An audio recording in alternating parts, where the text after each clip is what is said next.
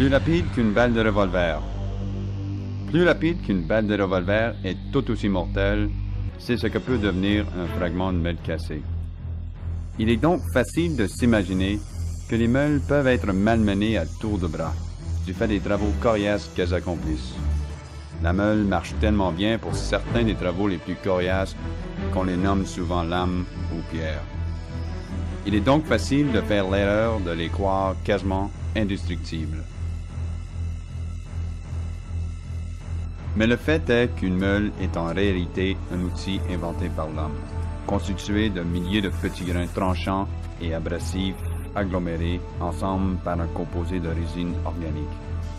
Si les travaux qu'elles effectuent vous permettent de meuler, de façonner et de finir les matériaux les plus durs, les meules peuvent être abîmées si elles ne sont pas manipulées correctement. De l'humidité, des températures extrêmes et un traitement brutal peuvent les abîmer. La chose la plus importante à nous rappeler lorsque nous utilisons une meule, c'est qu'une meule abîmée ou mal utilisée peut être aussi dangereuse qu'une balle de revolver. Il est très important que vous sachiez quelles mesures de sécurité prendre et comment vous servir correctement d'une meule.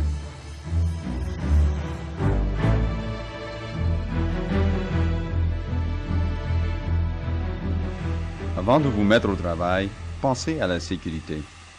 Avec un engagement envers l'excellence et la qualité totale, Norton est fier de vous fournir un outil sûr et efficace.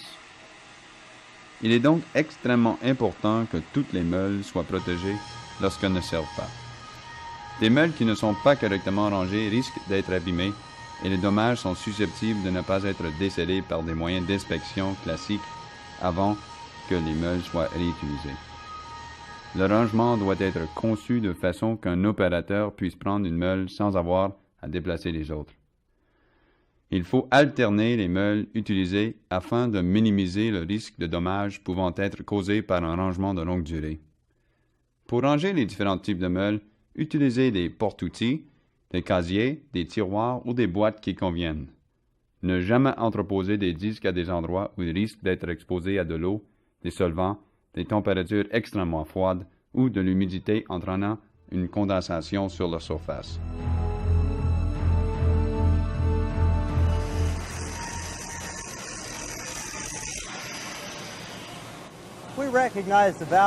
Pour nous, la valeur d'un bon programme de sécurité est indiscutable. Nous croyons fermement que la sécurité, combinée à notre productivité et notre qualité, est la pierre angulaire de notre réputation.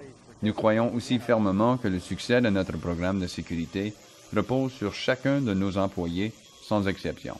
Votre sécurité, comme celle de vos collègues, commence avec vous. Le fait de choisir de porter un équipement de protection adéquat, tel qu'un casque de chantier, des lunettes de sécurité homologuées, un écran facial, des gants, un tablier en cuir, des protège-bras, des bottes de sécurité et des bouches-oreilles, rendra votre travail moins dangereux et augmentera votre productivité. Lisez et revoyez régulièrement le manuel B7.1 de l'ANSI sur les consignes de sécurité pour l'utilisation, l'entretien et la protection des meules. Il est impératif de respecter les consignes de sécurité de l'OSHA, la norme B7.1 de l'ANSI et les directives de sécurité qui sont incluses dans des meules. Vous pouvez obtenir une copie de ces documents en écrivant au fabricant à l'adresse qui figure sur la meule. La deuxième étape très importante pour assurer un milieu de travail sécuritaire est de bien choisir la dimension et la vitesse de marche de la meule que vous utiliserez. Ne jamais choisir une meule trop grande pour la machine que vous allez utiliser. En effet, pour installer la meule à la machine que l'on voit à l'écran, il faudrait modifier le protège-meule et les mâchons d'assemblage, ce qui rendrait la machine dangereuse. Utilisez toujours la meuleuse comme elle doit servir. Une meule de 7 pouces sur une machine conçue pour des meules de 7 pouces et une meule de 4 pouces et demi pour une machine conçue pour des meules de 4 pouces et demi. Un carter de protection est vraiment essentiel sur une meuleuse. Une fois, j'ai vu une meule éclater en 1000 morceaux et tous les fragments auraient pu frapper le gars en plein visage ou sur le corps. Le carter a protégé son corps et son visage. Il est donc très important d'avoir un bon carter de protection sur votre meuleuse. N'essayez jamais de monter une meule à tronçonner sur une meuleuse à tête d'équerre qui n'est pas spécifiquement conçue ni équipée d'un carter de protection ou qui ne tourne pas à la vitesse appropriée pour des meules à tronçonner. N'utilisez que des meules à tronçonner renforcées spécifiquement conçues pour une utilisation sur une meuleuse à tête d'équerre.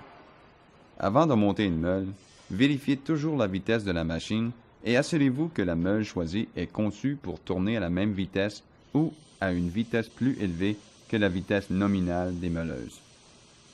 N'utilisez jamais une meule sur une ponceuse pneumatique à poignée pistolet ou sur une machine qui n'est pas spécifiquement conçue et dotée d'un carter de protection pour des meules de type 27 ou de type 28.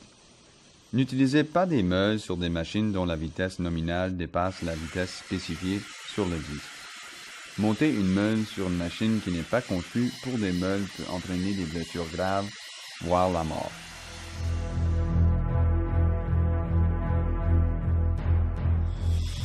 Lorsque vous montez la meule sur votre machine, il faut avant tout débrancher la machine avant de retirer la meule usagée. Avant de monter une meule, examinez-la soigneusement afin de voir si elle est abîmée. Si vous pensez que la meule a été abîmée, ne l'utilisez pas. Vous ne devez jamais utiliser une meule qui est abîmée. Vérifiez la vitesse permise de la meule et la vitesse de la machine. Assurez-vous que les manchons sont propres et en bon état. Une fois que la meule est montée, rebranchez la machine. Ajustez au besoin le dispositif de protection, puis placez la machine dans un endroit clos et laissez-la tourner une minute complète. Si la meule a été abîmée pendant le transport ou lors de sa manipulation, il est plus probable qu'elle se brisera dans l'endroit clos. Si un support jetable n'est pas fixé à la meule, vous pouvez utiliser un support prêt à monter réutilisable pour monter un disque de type 27 ou de type 28. Le support prêt à monter réutilisable comprend un manchon arrière, une bride de retenue et une clé Allen pour serrer la bride. Cet opérateur de machine se sert d'une meule de type 27. Les rondelles sont fournies avec le jeu de pièces. Elles vous permettront de monter des meules de 1/4, 1/8 et 3/8 de pouce d'épaisseur. Vous pouvez vous servir de ce support plusieurs fois avant de devoir le remplacer. Tout support tordu, usé ou abîmé doit être jeté.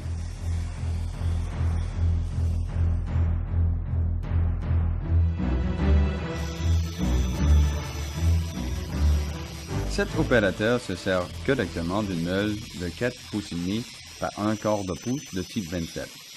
Tout le meulage se fait sur le fond de la meule à un léger angle par rapport au travail. Ne meulez jamais sur le dessus d'une meule de type 27. Vous pouvez voir que cette machine est dotée d'un carter de protection adéquat et tenu de sorte que le carter soit positionné entre l'opérateur de la machine et la meule. N'appliquez jamais de pression excessive ou ne heurtez jamais une meule de type 27. Veillez à ce que personne ne soit atteint par le jet d'étincelles pendant le meulage. Il faut veiller à protéger tout matériau inflammable. Voici une meule de 9 par 1/4 de pouce de type 27. Remarquez que l'opérateur est en train de meuler sur la bonne surface et que le carter de protection est correctement placé entre la meule et lui. Lorsqu'il aura terminé, l'opérateur attendra l'arrêt complet de la meule pour placer sa machine dans un casier de rangement sécuritaire. Ce casier de rangement, installé en permanence, fait partie de l'établi. Si vous ne vous servez pas d'une machine et d'une meule, même pour quelques instants, il faut les ranger soigneusement.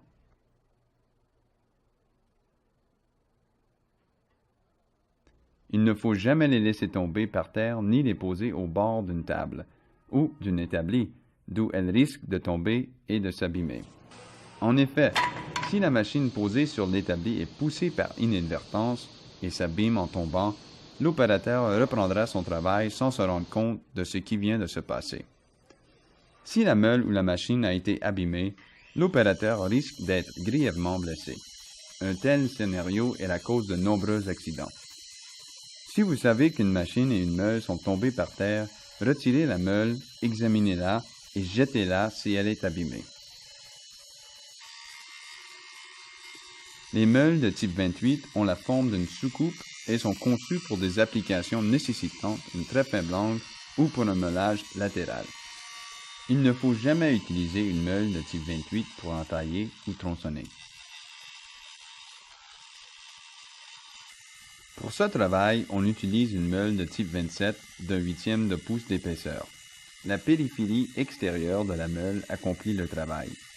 Cette meule est conçue pour les espaces restreints. Évitez d'exercer une trop grande pression latérale ou de coincer la meule. Une pression latérale excessive peut entraîner une rupture de cette meule de type 27, car elle est plus mince.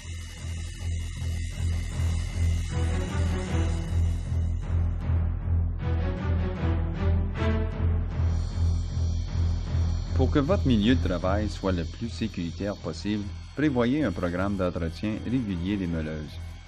Pour les meuleuses électriques, ANSI recommande une vérification mensuelle.